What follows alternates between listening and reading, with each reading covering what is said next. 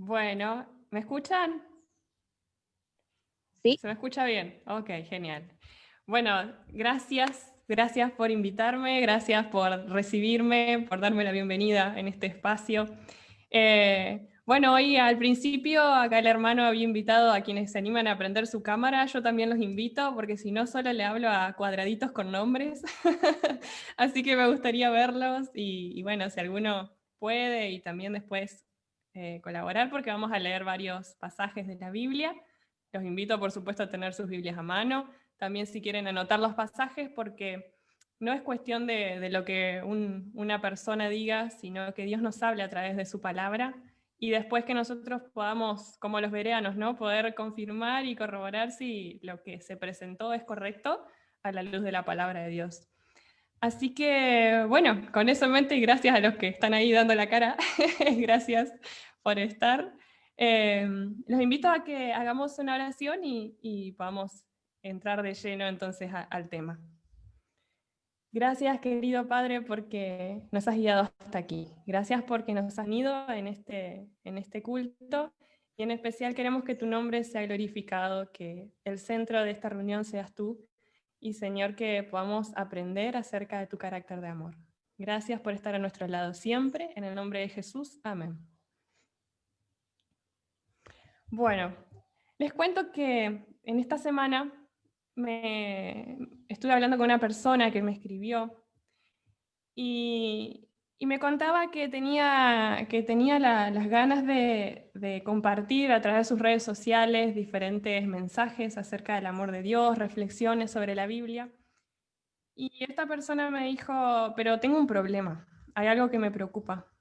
Y, y yo le digo, ¿cuál es el problema? ¿Qué es lo que te frena, lo que no te permite avanzar con ese proyecto? Y me comenta que sentía que primero tenía que limpiar su vida. Dice, siento que tengo que limpiar mi vida porque hay cosas que no están en armonía con la voluntad de Dios. Entonces siento que antes de hablar de Él y de su amor, necesito ordenar las cosas antes de hacerlo. Y cuando esta persona me mencionó eso, en mi corazón fue como, ay, algo molestó, algo me preocupó.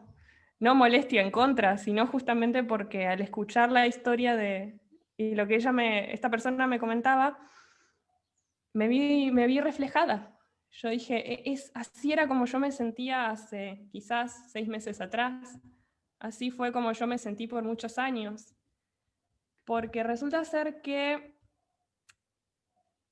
desde pequeños en la sociedad nos preparan para tenemos que ser responsables, en la casa tenemos que ser obedientes, tenemos que sacarnos las mejores notas, tenemos que hacer un montón de cosas, tenemos que ser ejemplo, y si a eso le agregamos que somos cristianos, en la iglesia también tenemos que hacer.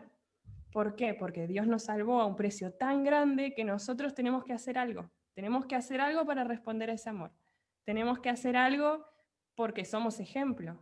Tenemos que hacer algo porque tenemos que estar en actividad misionera, tenemos que salir a hacer actividad misionera, tenemos que estar en el Club de Conquistadores, tenemos que estar en el coro, tenemos que participar en todas las actividades, tenemos que estudiar la lección de escuela sabática los 7 días, porque si llegamos el sábado y nos falta un día, ya nos sentimos mal. Y entonces a mí me pasaba eso, de pronto eran tantas cosas que tenía que hacer, que se empezó a transformar en una carga. Y empecé a caer. Y cuanto más caía, más cuestionaba a Dios, y cuanto más caía, más me reprochaba a mí misma porque decía, ¿cómo? ¿Yo, cristiana, cayendo? ¿Yo, cristiana, equivocándome? ¿Yo, como cristiana, pecando? Y entonces de la puerta de mi casa para afuera era una cosa, porque yo tenía que ser ejemplo. Entraba a mi casa y era como, uff, por fin, ahora sí puedo ser yo. ¿Y quién era yo? ¿Qué era lo que Dios quería de mí? ¿Qué es lo que Dios quiere de nosotros? Y hay un versículo que nosotros tenemos muy en claro, que es Efesios 2:8, que dice, por gracia sois salvos. ¿Estamos de acuerdo? Somos salvos por gracia. Pero automáticamente se nos viene otro versículo a la mente. Pero la fe sin obras es muerta. Entonces nos miramos a nosotros mismos y nos damos cuenta que nuestras obras no son suficientes. Y buscamos hacer, y resulta ser que nada de lo que hago es suficiente.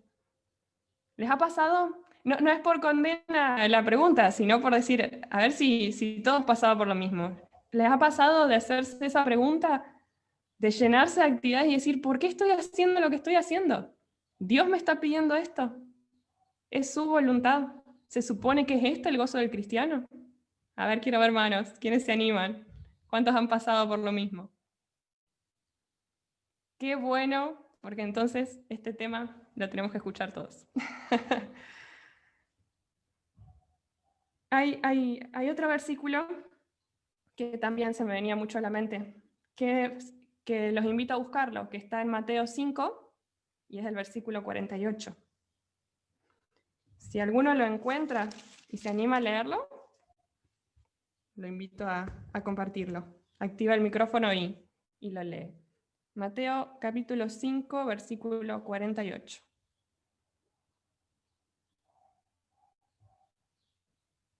Lea, ahí Celso. Por tanto, sed perfectos, así como vuestro Padre Celestial es perfecto. Bueno, ustedes van a decir otra más, otro versículo más. Tenemos que ser perfectos, tenemos que imitar a Dios, porque tenemos que ser su ejemplo. ¿Han escuchado eso? Muchas veces se han replanteado ustedes eso, ¿tengo que ser como? Y muchas veces nos pasa que tristemente tomamos un versículo y nos olvidamos que ese versículo está dentro de un contexto. Así que vamos a leer cuál es el contexto de este versículo para ver qué es lo que quiere decir, qué es ser perfecto, qué es lo que Jesús estaba diciendo. Y antes de leer este contexto, me gustaría que tengamos en claro una cosa. Hebreos capítulo 1 nos dice que Jesús, sí que antes se nos habló acerca de él por medio de los profetas, pero que ahora tenemos a Jesús. Y Jesús es la plenitud de la divinidad y es la imagen del carácter de Dios. Entonces, si nosotros vemos a Jesús, en Jesús tenemos que encontrar cómo es Dios. No podemos separarlos, no es Jesús de una manera ni Jesús de la otra, ni Dios de otra, sino que Jesús es el reflejo del carácter del Padre. Entonces, todo lo que nosotros veamos, todo lo que nosotros estudiemos, tiene que estar de acuerdo con lo que Jesús enseñó y lo que Jesús presentó. Así que con ese contexto vamos a leer ahora desde el versículo 38 hasta el 48 lo que nos dice Mateo 5. Si alguno se anima a leer todos los versículos, lo invito a que lo haga.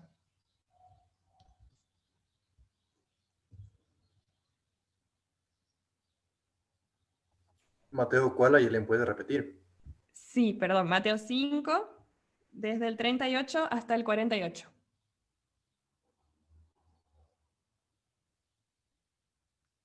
Si alguien puede leerlo. Oísteis que fue dicho, ojo por ojo y diente por diente. Pero yo os digo, no resistáis al que es malo. Antes a cualquiera que te hiera en la mejilla derecha, vuélvele también la otra. Y al que quiera ponerte a pleito y quitarte la túnica, deja la capa. Y a cualquiera que te obligue a llevar carga por una milla, ve con el 2. Al que te pida, dale, y al que quiera tomar de ti prestado, no se lo rehuses. Oísteis que fue dicho, amarás a tu prójimo y aborrecerás a tu enemigo. Pero yo os digo, amad a vuestros enemigos, bendecid a los que os maldicen y haced el bien a los que os aborrecen. Y orad por los que ultrajan y los persiguen, para que seáis hijos de vuestro Padre que está en los cielos, que hace salir su sol sobre los malos y buenos, y que hace llover sobre justos e injustos. Porque si amáis a los que os aman, ¿qué recompensa tendréis? ¿No hacen también lo mismo los publicanos? Y si saludáis a vuestros hermanos solamente, ¿qué hacéis de más? ¿No hacen también así los gentiles? Sed pues vosotros perfectos, como vuestro Padre que está en los cielos es perfecto. Gracias. Ahora tenemos otro contexto. Resulta ser que Jesús nos viene contando que antes, ¿sí?, se nos había dicho ojo por ojo, diente por diente. Ahora Él presenta los principios de su familia, de su reino. Y nos da vuelta un poco el concepto que tenían desde antes. Ahora si te dan una mejilla, dale la otra. Ahora si te odian, ama Si alguien te hace algo malo, amalo, perdónalo. Ese es el principio que está presentando. Un principio que se basa en el amor. En el 45 dice, para que seáis hijos de vuestro Padre. Recuerden que nosotros somos parte de su familia, Él nos adopta como sus hijos. Entonces, ¿cuál es el principio de esta familia? El principio es el amor. Entonces, en ese contexto es, sed perfectos porque vuestro Padre es perfecto. Ahora, cuando vamos caminando por la calle un día de lluvia y pasa un auto al lado y nos salpica toda la ropa justo cuando íbamos a la entrevista de trabajo o cuando estábamos por ir a la universidad o cuando estábamos por ir a trabajar, solemos decirle a la persona, espere hermano, vuelva, que me faltó de este lado también. ¿Tenemos esa actitud? ¿Sale de nosotros hacer eso?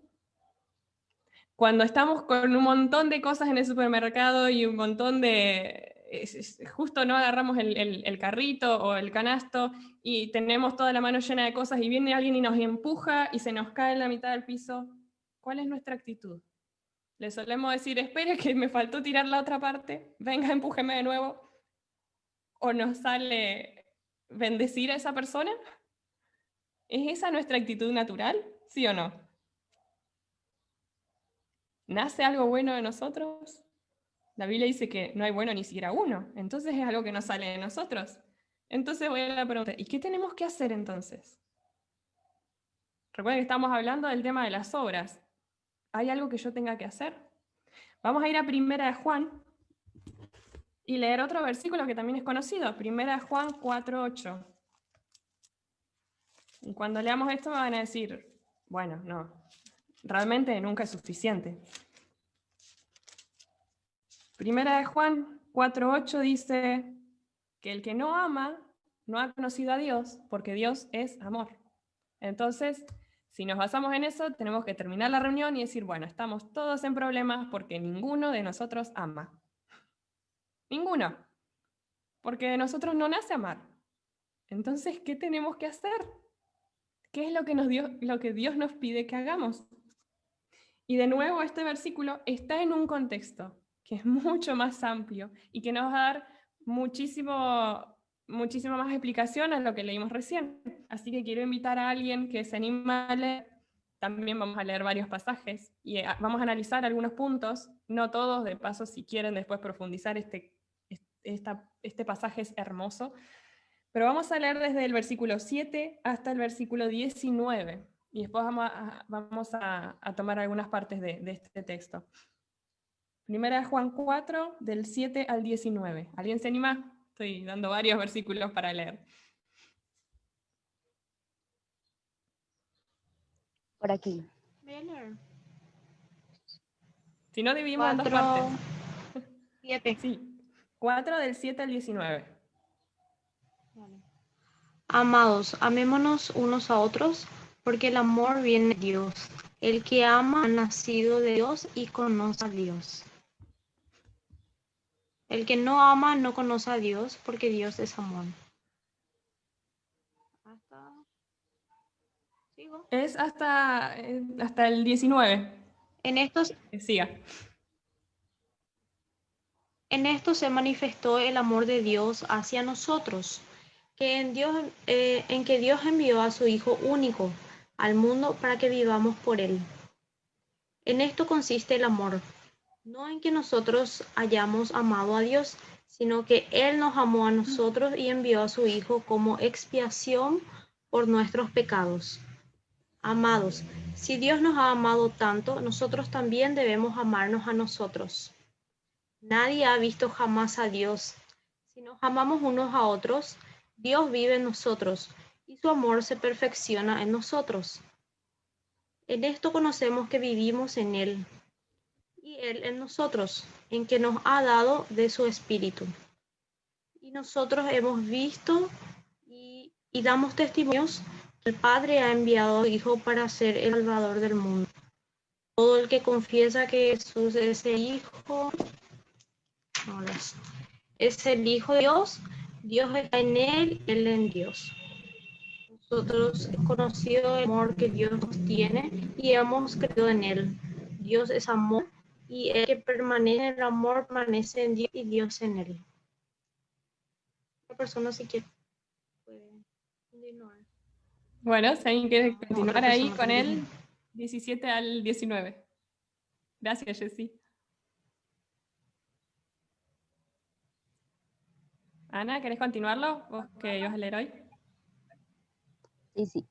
En esto Vale. se perfecciona el amor en nosotros para que tengamos plena confianza en el día del juicio, porque como Él es, así nosotros somos en este mundo. En el amor no hay temor, antes el amor perfecto elimina el temor, porque el temor mira el castigo, de donde el que teme aún no está perfecto en el amor. Nosotros lo amamos porque Él nos amó primero. Ahí está, gracias. Podríamos seguir, pero vamos hasta acá. Hay muchos elementos acá.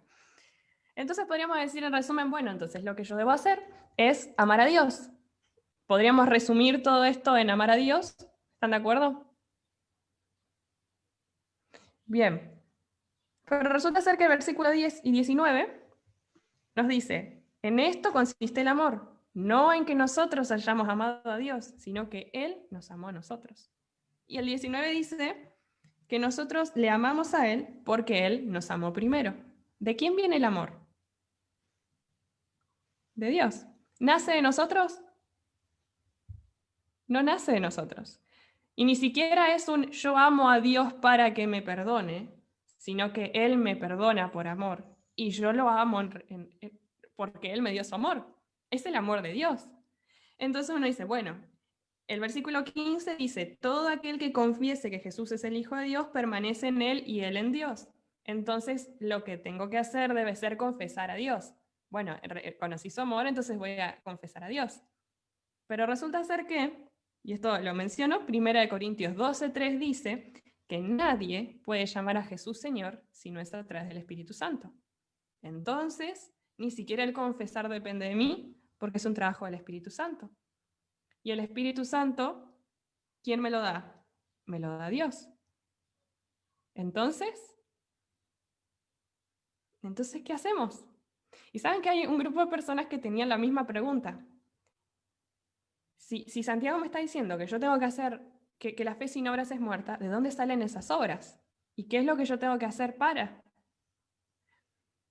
Juan 6, ya que estamos con lo que viene escribiendo Juan 6, 28 y 29.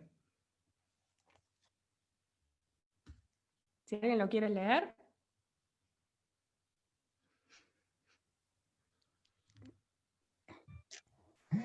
Yo lo tengo. Juan 6, Oh, dale, sigue tú. Dale, lee Rami y después Ari te voy a leer más adelante. dale. Juan 6, 28 y 29. Sí. Entonces le dijeron, ¿qué debemos hacer para poner en práctica las obras de Dios? Respondió Jesús y le dijo, esta es la obra de Dios, que creáis en el que Él ha enviado. Bien, ellos tenían la misma pregunta. ¿Qué tenemos que hacer para poner en práctica las obras de Dios? Y le responde Jesús, ¿la obra de los hombres o lo que hace Dios? Le responde lo que hace Dios.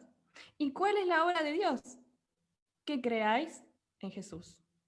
Creáis en el que Él ha enviado, es decir, creer en Jesús. Entonces, a ver si me van siguiendo y si estamos de acuerdo. Resulta ser que el creer en Jesús es una obra de Dios. No depende de mí el ir a convencer a alguien para que ese alguien crea en Jesús, porque es una obra de Dios. Porque lo está diciendo Jesús, es una obra que Dios decidió ponerse sobre sus lomos, digamos, sobre sus espaldas, y es su misión, es su tarea. Entonces, yo no tengo que ir a convencer a nadie que crea en Jesús, ni tampoco tengo que forzarme a mí a convencerme de algo que es trabajo de Dios. Es trabajo de Dios que creamos en Él. Es Él el que nos ama y nos da el amor para amarlo, no solo a Él, sino a los demás. Es Él el que nos da su espíritu y por medio de ese espíritu confesamos que Él es Señor. ¿Me van siguiendo? Y entonces me van a decir, ¿qué hacemos? Lo que pasa es que nos olvidamos de lo que Jesús vino a hacer. Y lo dice ahí en 1 Juan, volvemos al anterior. Dice que nosotros hemos visto, testificamos que el Padre ha enviado al Hijo, el Salvador del mundo. ¿Qué vino a hacer Jesús acá? Vino a salvarnos. Vino a mostrar el carácter del Padre, vino a salvarnos. Y saben que la palabra salvación no solamente es salvar, también implica sanar, también implica restaurar, implica hacer completo. El trabajo lo hace Él en nosotros. Y Jesús no vino a condenar al mundo, sino a que el mundo sea salvo por Él. Cuando la mujer adúltera se acercó, él le dijo, ni yo te condeno. Entonces, Jesús no vino a condenarnos. Entonces la pregunta es, ¿por qué nosotros nos ponemos sobre nuestras espaldas el peso de responsabilidades y la condena que en realidad Dios no nos pone? Cuando nosotros nos ponemos en papel de juzgar a alguien por lo que hace, nos ponemos en papel de juzgar a alguien por sus actitudes, por cualquier cosa, nos estamos poniendo en un rol que no nos corresponde y que ni siquiera Jesús toma, porque el acusador no es Dios, el acusador es otro. El que condena no es Dios, el que condena es el pecado. Y el pecado no viene de Dios. Entonces la pregunta es, ¿de dónde salen esas obras? ¿Dependen de mí? ¿Son para que Dios me acepte? ¿Son para que Él haga algo en consecuencia por? ¿Son en respuesta porque Él me pide algo a cambio de su salvación? Vamos a resolver el tema de las obras y los invito a ir a Efesios capítulo 2. Volvemos a Efesios 2.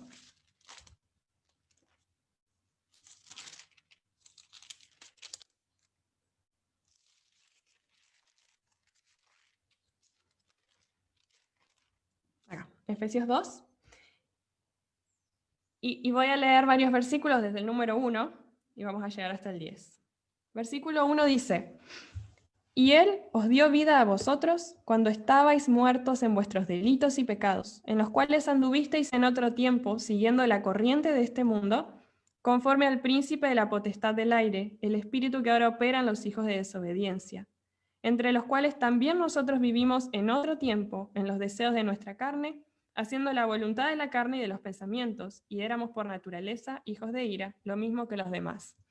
¿En qué condición nos encontrábamos antes de conocer a Cristo? ¿En qué condición estamos todos?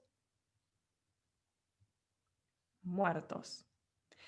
Pregunto, ¿un muerto puede pedir ayuda? ¿Un muerto puede hablar? ¿Un muerto puede tomar una iniciativa de? ¿De quién fue la iniciativa de la salvación? ¿Quién fue el que tomó la iniciativa de venir a nosotros a darnos vida cuando estábamos muertos? En el capítulo anterior, en el versículo 4, dice que Él nos escogió en Él desde antes de la fundación del mundo, para que fuésemos santos y sin mancha delante de Él. ¿Quién hace la obra? Sigo leyendo. Pero Dios, que es rico en misericordia, por su gran amor con que nos amó, aún estando muertos en pecados, nos dio vida juntamente con Cristo, porque por gracia sois salvos. Él no esperó a que nosotros seamos sus amigos para darnos la salvación. Él lo hizo para que después podamos reconocer ese sacrificio infinito. Cuando nosotros agregamos una acción, una obra, para poder llegar a, o por miedo a las consecuencias de, eso se llama salvación por obras. Y nosotros somos salvos por gracia. Y a veces queremos darle la vuelta. Y no, pero entonces tengo que hacer. ¿Yo? No. ¿Saben quién da el querer como el hacer? Dios, por medio de su Espíritu. Él nos da tanto el querer como el hacer por su buena voluntad. La obra es para que creamos en Él, es de Él. No es ese nuestro trabajo. No es ese nuestro trabajo. Sigo leyendo. Y juntamente con Él, versículo 6, nos resucitó. Y ahí mismo nos hizo sentar en los lugares celestiales con Cristo Jesús. No dice nos va a hacer estar en, dice nos hizo sentar. Es decir, vivimos la plenitud de la vida en Cristo. Él nos hace completos, nos salva y nos restaura. El que tiene al Hijo tiene la vida. Entonces, hoy es algo que hace Él por nosotros, hoy, ahora. Por fe ya estamos con Él sentados en lugares celestiales. ¿Para qué? Somos testigos. Somos testigos de lo que Jesús ha hecho por nosotros, para mostrar en los siglos venideros las abundantes riquezas de su gracia en su bondad para con nosotros en Cristo Jesús. Y repite, porque por gracia sois salvos, por medio de la fe. Y esto no de vosotros, pues es don de Dios. ¿La fe viene de nosotros? Ni siquiera la fe. Dice que es don de Dios, es un regalo de Él. Y no por obras, para que nadie se gloríe. Y acá resolvemos el tema de las obras. Porque somos hechuras suyas, creados en Cristo Jesús para buenas obras, las cuales Dios preparó de antemano para que anduviésemos en ellas. Ahí están las obras. ¿Depende de nosotros? No. ¿Depende de una lista de cosas que tenemos que hacer para ser aceptados delante de Dios? No. Porque no tenemos que ser perfectos para llegar ante Dios. Porque Él nos pide que... Él nos da la motivación. Y Él nos dice, vení así como estás. Cuando el hijo pródigo volvía a la casa de su padre, tenía todo el verso en su mente. Él pensaba, le voy a decir a mi padre, porque claro, él se medía a sí mismo y no era apto para ser hijo, no se merecía ser hijo, entonces según su vara de medir, él iba a ser siervo, aunque sea, al menos, eso, no, aunque sea, él se veía peor que los siervos. Pero el padre no le dejó decir nada. El padre fue, lo abrazó y le dijo, vos sos mi hijo, y lo vistió. Es lo mismo que Jesús hace con nosotros. No hay nada que podamos hacer para ser salvos, porque Él ya hizo todo.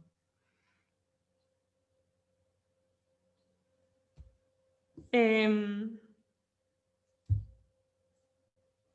un par de pasajes más que me gustaría leer. Los distribuyo. Ariel, quizás podrías leer 2 de Pedro 1, 3 y 4. Claro. ¿Alguien más? Mientras que busque Filipenses 1, 6. Alguien que busque... ¿Alguien me avisa quién busca Filipenses 1, 6? ¿Bernardo? Bien, Filipenses 1, 6. ¿Alguien que busque Salmo 18, 32?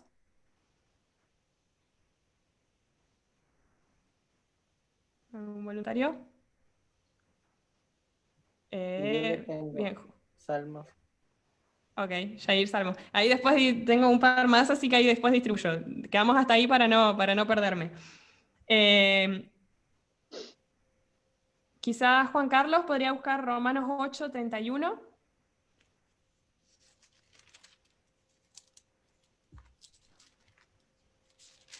Y voy a ir atrás para adelante. Voy a pedirle primero que lea Romanos 8,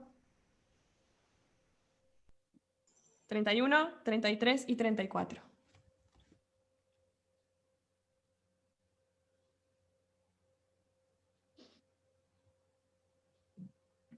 Romanos 8, ¿qué, perdón?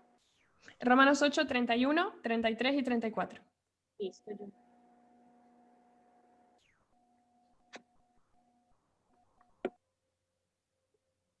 Bueno, no sé quién al final. Juan Carlos, ¿será que lo puede leer? Sí, va a leer Romanos 8, 31, 33 y 34. ¿Qué pues diremos a esto? Si Dios es por nosotros, ¿quién contra nosotros?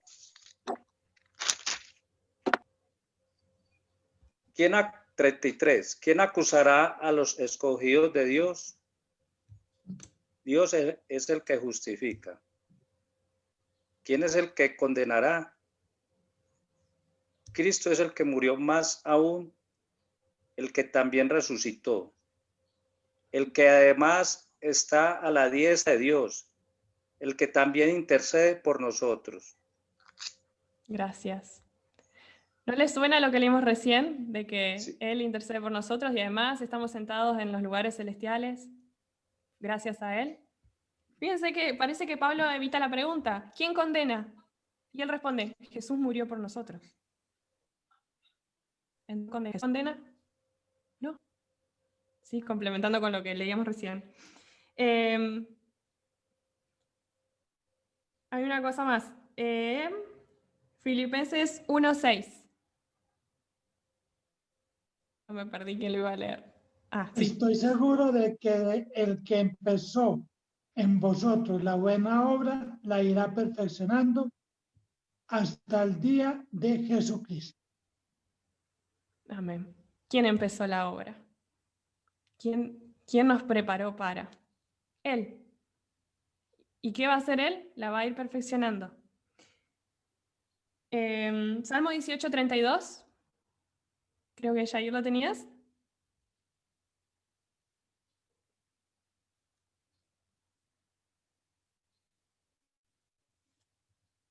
Jair. Sí, Ahí está. sí. Aquí lo tengo. Salmos 18:32 dice, Dios es el que me ciñe de vigor y hace perfecto mi camino.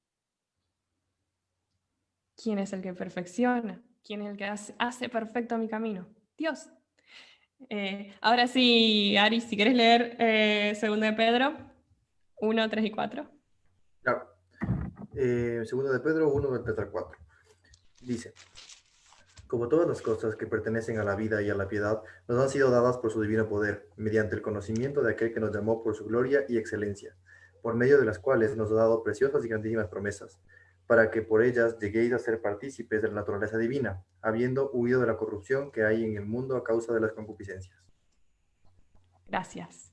¿Cuántas cosas nos han sido dadas? Todas. Todas. ¿Y han sido? ¿Es futuro o es pasado? Es pasado. Gracias. En 2 de Pedro nos está diciendo que Dios ya nos ha dado todo lo que nosotros necesitábamos para nuestra vida y para vivir una vida conforme a su voluntad cuando nos hizo conocer a Cristo, cuando nos dio a Cristo. Podemos decir que nos dio a Cristo en la cruz hace 2000 años atrás. Podemos decir que el Cordero fue inmolado desde antes de la fundación del mundo. Entonces, ¿quién es el que da las obras? ¿Quién es el que trabaja en nosotros? Él. En el momento en el que nosotros empezamos a mirarnos a nosotros mismos, en el momento en que empieces a mirarte a vos mismo y digas, no soy suficiente, nada es suficiente, nada de lo que hago es suficiente, recordá lo siguiente, que para Jesús nada es suficiente. Hay que agregarle una coma a la frase. Era una trampa el título. En realidad, Jesús no nos pide nada. Y nos hace ruido que no nos pida nada. Nos molesta en parte, porque estamos acostumbrados a que tenemos que hacer para. Y que si nos dio, tenemos que devolver. Y que si nos pide, tiene que... Y no. Con Él no funciona así. Dios tiene un reino al revés, que se basa en su amor y en que Él ya nos dio todo. Entonces, si ya nos dio todo, ¿qué hacemos nosotros condenándonos a nosotros mismos? Arruinando a nosotros la propia felicidad que tiene que ver con el gozo pleno de Cristo. Ya nos ha dado todo. Y entonces van a decir, bueno, entonces no tengo que hacer cosas. Es que Él es el que te va a guiar. Es el Espíritu Santo el que te va a llevar a hacer algo de acuerdo a su voluntad. En el momento en que estés haciendo algo por lo que dicen los demás, o incluso por lo que Dios va a decir de vos, no va por ahí. Porque Dios no te está condenando, Dios te ama tal como sos. Y Dios es el que te va a ir enseñando cada día del camino. Cuando dudes y piensas que Dios te está juzgando y condenando, mira la cruz. En la cruz fuiste salvo, fuiste completo, fuiste sano, fuiste restaurado por completo. Esa es la razón. Y lo que nosotros tenemos que hacer no es ir a convencer a las personas de sus pecados, porque ese trabajo no es nuestro. Lo que nosotros tenemos que hacer es vivir según los principios de la familia de Dios, amar con ese amor que Él nos da. Y si para nosotros no es suficiente, recordemos que para Dios nada es lo que es suficiente. 2 versículos más. Salmo 138:8. El Señor cumplirá su propósito en mí. Tu misericordia, oh Jehová, es para siempre. Y hay una versión que dice, no dejes incompleto lo que has comenzado. Y leímos antes Filipenses, que el que comenzó la buena obra la irá perfeccionando. Entonces, ¿va a dejar incompleta la obra? No. ¿Va a cumplir su propósito en nosotros? Sí. Siempre. Buscad primero el reino de Dios y lo demás será añadido. Y hay un versículo más, que en este momento no recuerdo la referencia, pero la mayoría lo indicamos y bástate de mi gracia, porque cuando más débil te sentís, es cuando su poder se está perfeccionando en vos. Dios no elige a los eruditos del mundo, Dios no elige a los que saben todo, te elige a vos que te das cuenta de que no sabes nada, porque en vos se va a perfeccionar. Ya les digo que Dios es un reino al revés. Volviendo a la historia del principio, le conté todo esto a la persona. Bueno, no sé si tan ordenado como ustedes, pero en ese momento fue tratar de contarle lo que yo había entendido, que Dios no nos condenaba y que Dios nos amaba. Y esa persona, la reacción que tuvo fue decir, ¿por qué no me lo enseñaron antes? ¿Por qué no me di cuenta antes? Es que no se trata de ser perfectos para contarles a Dios, a otros del Dios que tenemos. Todos estamos en el mismo camino. Todos estamos en el mismo proceso. Algunos antes, algunos después. No nos toca ni siquiera a nosotros medir en qué momento, en qué etapa del camino vamos. Todos corremos la carrera y ni siquiera es por el premio, porque no corremos por el premio, corremos por el gozo de correr. Porque en realidad ya somos todos ganadores. Es una carrera que ya tiene ganadores y que no gana uno, ganamos todos. Entonces, contale a los demás lo que Jesús hizo en tu vida, porque es tu vida con Jesús, es lo que Él está haciendo a través tuyo, es lo que Él está haciendo en vos. No te esfuerces por contar algo que no estás viviendo. Preocupate primero por llenarte de Él, llenarte de su amor, conocer cuál es el Dios al que estás sirviendo, conocer cuál es tu Padre. Dios es nuestro papá. Y cuando yo entendí eso hace unos meses atrás, yo les digo, no puedo continuar mi historia, porque la estoy viviendo ahora. El final, bueno, cuando Él venga, veremos la obra completa. Pero mientras, cuando más débil nos sentimos, es cuando Él está trabajando ahí. Así que dejemos a Dios trabajar. Veamos a Dios como lo que es, un Dios de amor, un Padre, un papá que nos ama y que no viene a condenarnos cada vez que nos equivocamos. Que viene a decirnos, hey, estoy acá, estoy a tu lado, y no te preocupes porque el trabajo es mío. Y aunque vos no lo veas, según tu regla de medir humana, yo soy el que lo está viendo. Yo soy el que lo está perfeccionando. ¿Y saben qué es lo más lindo? Que el resultado va a ser su imagen en nosotros. Y qué hermoso cuando podamos reflejar ese amor y ese carácter tan hermoso de Dios en nuestras vidas. Que Dios los bendiga y que siempre, siempre tengamos los ojos puestos en Jesús, que es el autor y el consumador de nuestra fe. Y que recordemos siempre que tenemos un Dios que es bueno, que es amor, siempre.